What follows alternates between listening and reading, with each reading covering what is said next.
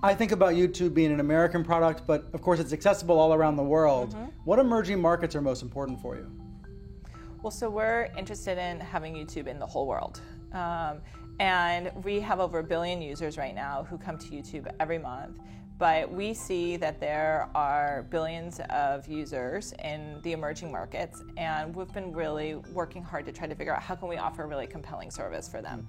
And so the biggest issue that they usually have is just the cost of the data. A lot of times it's more expensive in those markets and the infrastructure isn't as good, and so we need to figure out how do we make video work for them.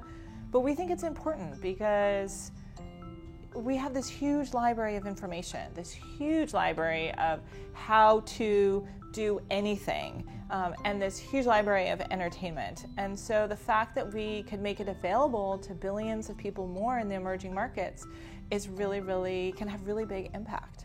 We actually had this great story about this young man in Kenya, and he wanted to be a javelin thrower. And no one in Kenya was a javelin thrower. And so he didn't have any place to turn or anyone who could teach him. And most Kenyans are runners, but he wanted to javelin. So he went to YouTube, he started watching these videos.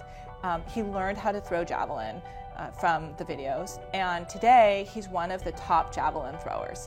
And that's all a result of having YouTube videos available to him. And so you look at that and you look at well, what are all the great scientists or athletes or musicians or dancers out there in the world? And if you gave them access to all this information, what could they do with that? And so we take that really seriously, and we want to make sure that they have that information.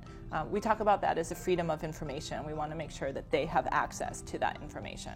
It's interesting to hear you talk about YouTube not as an entertainment medium, but as a public service of some sort.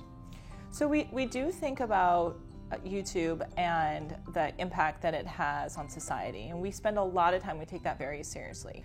No matter who you are, what your background is, your racial, ethnicity, medical condition, you can find other people who are like you on YouTube, and you can be part of that community and you can belong.